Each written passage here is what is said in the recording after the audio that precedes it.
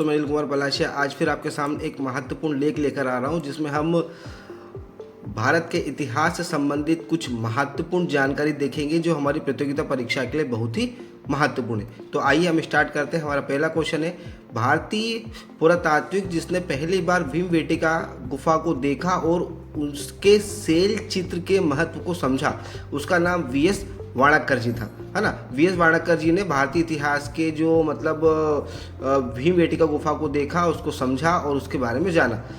अगला क्वेश्चन है हमारा, भारत में सर्वाधिक शैल चित्र कहाँ से प्राप्त हुए? तो भारत में सर्वाधिक शैल चित्र भीमबेटका से प्राप्त हुए हैं। ठीक है। अगला क्वेश्चन है हमारा, प्रथम मुगल साम्राज्य का उत्कृष्ट हुआ था, मतलब पहली बार मुगल साम्राज्य को कब जाना गया था? 6वीं शताब्दी ईसा पूर्व मुगल साम्राज्य को जाना गया था।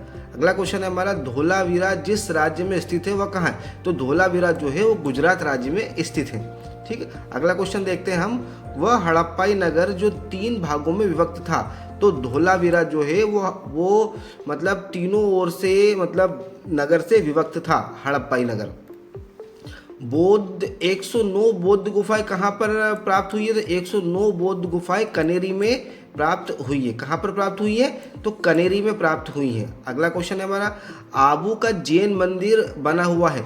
तो आबू का जैन मंदिर संगमरमर से बना हुआ, मतलब आबू का जो जैन मंदिर है, आबू पर्वत का जो जैन मंदिर है वो कहाँ किससे बना हुआ है? तो वो संगमरमर से बना हुआ है। अगला क्वेश्चन है हमारा, कुतनशी, धोलावीरा, लोथल एवं कालीबंगा में से वह स्थल जहाँ से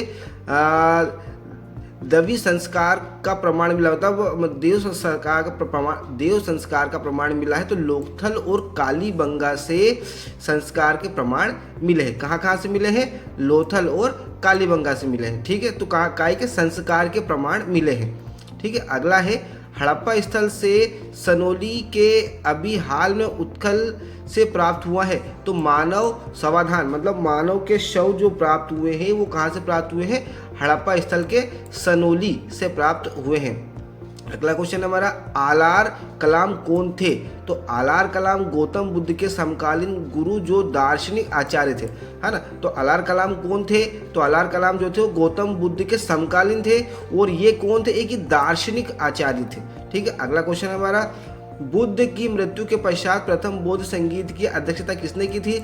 तो बुद्ध की मृत्यु के पश्चात प्रथम बौद्ध सभा की जो अध्यक्षता थी वो महाकश्यप के द्वारा की गई थी। किसके द्वारा की गई थी? महाकश्यप के द्वारा की गई थी। अगला क्वेश्चन है, कश्मीर में कनिष्क के शासनकाल में जो चतुर्थ बौद्ध संगीत आयोजित हुआ था उसकी अध्यक्षता किसने की थी? तो उसकी अध्यक्षता वसुमित्र ने की थी। किसने की थी? वसुमित्र ने उसकी अध्यक्षता की थी।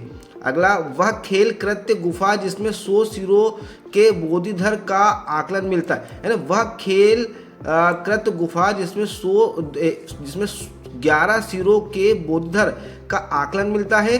तो कनेरी महाराष्ट्र, यानी कनेरी गुफा में खेल कृत के 11 सिरों का बोधिधर प्राप्त हुआ है। अगला क्वेश्चन है, प्रथम शताब्दी ईस्वी में जो भारतीय बौद्ध भिक्षु को चीन भेजा गया था वह कौन था? वह नागार्जुन था। कौन था वो? नागार्जुन था, जिसे चीन भेजा गया था। अगला क्वेश्चन है हमारा, गुप्तकालीन स्वर्ण मुद्रा थी ना। गुप्त काल की जो स्वर्ण मुद्रा किस प्रकार की थी? तो गुप्तकालीन की स्वर्ण मुद्रा दिनार थी, मतलब स्वर्ण मुद्रा क्या कहा जाता था? दिनार कहा जाता था। अगला क्वेश्चन हमारा, गुप्तकालीन रजत मुद्राओं को नाम दिया गया था। गुप्त काल में रजत मुद्रा को क्या नाम दिया गया था? तो गुप्त काल को रजत मुद्रा को रजक रूपक नाम दिया गया था। मतलब गुप्त काल में जो रजत मुद्राएं चलती थी उसको क्या बोलते थे? रूपक कहते थे। अगला क्वेश्चन है, सती प्रथा का प्रथम अभिलेख प्राप्त हुआ है। तो एरंड से प्राप्त हुआ है, भानुगुप्त का। कहाँ से प्राप्त हुआ है? सती प्रथा का प्रथम अभिलेख एरंड से प्राप्त हुआ है, भानुगुप्त का प्राप्त हुआ है। अगला क्वेश्चन है, विश्व का पहला गणतंत्र वैशाली में स्थापित किया गया था लिच्छवी द्वारा। किसके द्वारा किया गया था स्थापित? लिच्छवी द्वारा पहली बार गणतंत्र वैशाली में स्थापित किया गया था। अगला क्वेश्चन हमारा, भीतरा गांव मंदिर, ग्वालियर का तेली मंदिर, कंदरिया महादेव का मंदिर तथा में से वह जिसका शिखर द्रविड़ शैली से बना, मतलब जिनका शिखर काय से बना हुआ है ये। तो ये जो शिखर है वो काय से बना हुआ है? तो वो ग्वालियर ग्वालियर का तेली का जो मंदिर है वो द्रविड़ शैली से बना हुआ, किस शैली बना हुआ, द्रविड़ शैली से बना हुआ। ये शिखर जो है वो द्रविड़ शैली से बना हुआ है। अगला क्वेश्चन हमारा, प्रथम जैन तीर्थकार आदिनाथ को समर्पित पालीताना मंदिर अवस्थित है ना। पालीताना मंदिर कहाँ अवस्थित है, जो जैन तीर्थकर आदिनाथ को समर्पित है, तो भावनगर गुजरात में अवस्थित है। कहाँ पर अवस्थित है, भावनगर गुजरात में अवस्थित है। अगला क्वेश्चन है, तंजौर का वृद्धेश्वर मंदिर जिसे चोल शासक के काल में निर्मित हुआ था वह था राजराजा प्रथम के द्वारा तंजौर का बृहदेश्वर मंदिर जो चोल शासक के द्वारा बनाया गया था वो राजराज प्रथम था। अगला है, राजतरंगिणी के लेखक कल्लण के समकालीन शासक कौन थे, तो जयसिंह जो थे वो कल्लण के समकालीन शासक थे। और कल्लण ने किसकी रचना की थी, तो राजतरंगिणी की रचना की थी। तो यहीं से दो क्वेश्चन आपके बन गए हैं। अगला है, शोधरानंद रचना है, तो शोधरानंद रचना कौन की थी, अश्वघोष की रचना मानी जाती है। अगला क्वेश्चन है, नागानंद रत्नावली एवं प्रियदर्शिका के लेखक कौन थे, तो हर्षवर्धन थे। नागानंद रत्नावली और प्रियदर्शिका के लेखक कौन थे, हर्षवर्धन थे। राष्ट्रकूट साम्राज्य की नींव रखी थी, तो राष्ट्रकूट साम्राज्य की जो नींव थी वो दंती दुर्ग ने रखी थी। किसने रखी थी, दंती दुर्ग ने रखी थी। अगला क्वेश्चन है, महानतम प्रतिहार राजा कौन था, तो महानतम प्रतिहार राजा मिहिर भोज था। यानी सबसे महान प्रतिहार राजा कौन था, तो मिहिर भोज को सबसे महान प्रतिहार राजा माना जाता है। अगला क्वेश्चन है, महमूद गजनबी के साथ भारत आने वाला प्रसिद्ध इतिहासकार और मुस्लिम विद्वान कौन था, तो अल बरूनी। मतलब अल बरूनी किसके साथ आया था, तो अल बरूनी महमूद गजनी के साथ भारत आया था। पुराणों का अध्ययन करने वाला प्रथम मुसलमान कौन था, तो अल बरूनी जो है वो पुराणों का अध्ययन करने वाला प्रथम मुस्लिम था जो जिसने पुराणों का अध्ययन किया था। अगला, रजिया बेगम को सत्ता से हटाना करने में हाथ किसका, मतलब कि रजिया बेगम को सत्ता पर से हटाने में सबसे प्रमुख हाथ किसका था, तो तुर्कों का हाथ सबसे प्रमुख था जिसने रजिया बेगम को सत्ता से हटाया था। दिल्ली के सुल्तान बलबन का पूरा नाम क्या था, तो दिल्ली के सुल्तान बलबन का पूरा नाम गयासुद्दीन बलबन था। क्या था, गयासुद्दीन बलबन।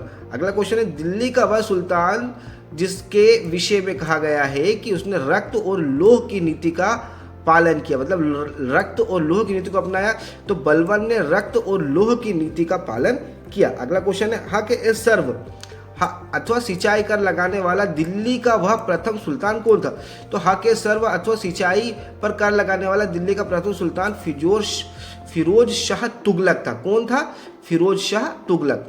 अगला, दिल्ली का सुल्तान जिसने ब्राह्मणों पर भी जजिया कर लगाया, मतलब ब्राह्मणों पर जजिया कर लगाने वाला सुल्तान कौन था, फिरोज शाह तुगलक। और ये क्वेश्चन प्रतियोगिता परीक्षा में पूछा गया, ठीक है। तो दिल्ली का वह सुल्तान जिसने ब्राह्मणों पर भी जजिया कर लगाया था कौन था, फिरोज शाह तुगलक। वह सुल्तान जिसने फलों की गुणवत्ता सुधारने का उपाय किया, मतलब वह कौन सा सुल्तान है जिसने फलों की गुणवत्ता को सुधारने का काम किया था, तो फिरोज शाह तुगलक जो थे जिन्होंने फलों की गुणवत्ता पर सुधारने का काम किया। अगला, महाजनपदों की सूची जिन प्राचीन ग्रंथों में मिलती है वह क्या, मतलब महाजनपदों की जो सूची है वो किस प्राचीन ग्रंथ में मिलती है, तो अंगुतुर निकाय एवं भगवती सूत्र। कहाँ मिलती है, अंगुतुर निकाय और भगवती सूत्र में महाजनपदों की सूची देखी गई है। अगला, मालवा गुजरात एवं महाराष्ट्र पहली बार जीता, मतलब मालवा को, गुजरात को और महाराष्ट्र को पहली बार कैसे जीता था, तो चंद्रगुप्त मौर्य ने मालवा, गुजरात और महाराष्ट्र को पहली बार जीता था। गुजरात चंद्रगुप्त मौर्य के साम्राज्य में सम्मिलित था, यह प्रमाणित होता है तो रुद्रदमन के जूनागढ़ अभिलेख, मतलब जूनागढ़ का जो अभिलेख है, रुद्रदमन के जूनागढ़ अभिलेख से मतलब चंद्रगुप्त मौर्य के साम्राज्य का पता लगता है, जिसमें यह पता लगता है गुजरात उसके साम्राज्य में था। अगला है, सेल्यूकस जिसको सिकंदर द्वारा सिंध एवं अफगानिस्तान का प्रशासक नियुक्त किया था, उसको किसने हराया था, तो उसको चंद्रगुप्त ने हराया था, ठीक है। सिकंदर जब भारत से लौटा तो उसे सेल्यूकस को मतलब सिंध और अफगानिस्तान का शासन दिया, तो उसको किसने हराया था, चंद्रगुप्त मौर्य ने उसको हराया था। अगला क्वेश्चन है हमारा, शुंग वंश के बाद भारत पर राज्य किया था, तो कण्व वंश ने शुंग वंश के बाद भारत पर राज्य किया था। अगला क्वेश्चन है, पुष्यमित्र, शुंग, खारवेल, गोमती पुत्र सतकर्णी, वासुदेव एवं समुद्रगुप्त में से वह शासक जो वर्ण व्यवस्था का रक्षक माना जाता है, तो वर्ण व्यवस्था का रक्षक जो था वो गौतमी पुत्र सतकर्णी को माना जाता है। अगला, मौर्य के बाद दक्षिण भारत का सबसे प्रभावशाली राज्य कौन था? तो सातवाहन सबसे प्रसिद्ध और प्रभावशाली राज्य था। किसके बाद था? मौर्य शासन के बाद। अगला, सातवाहन वंश का संस्थापक कौन था?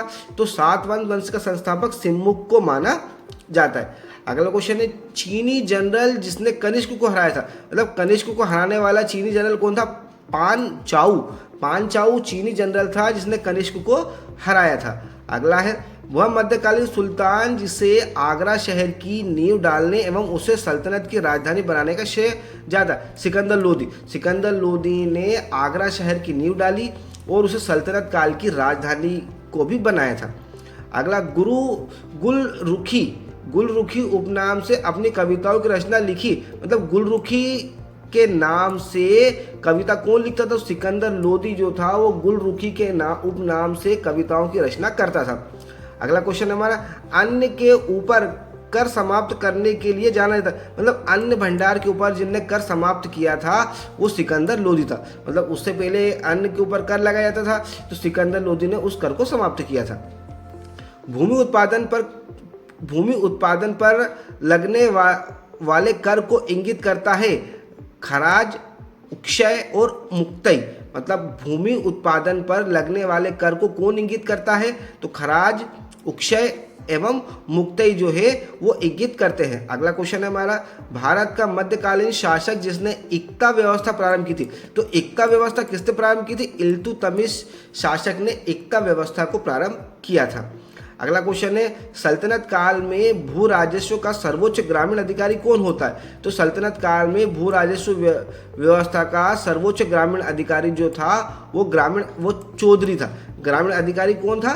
चौधरी था। तो दोस्तों, हमने यह इतिहास से संबंधित महत्वपूर्ण क्वेश्चन आपके सामने लेकर आए हैं जो प्रतियोगिता परीक्षा में पूछे गए हैं और पूछे जाने की संभावना है। अगर आपको समझ में आए तो लाइक और सब्सक्राइब कीजिए, ऐसी वीडियो और हम आपके सामने लेकर आते रहें। धन्यवाद।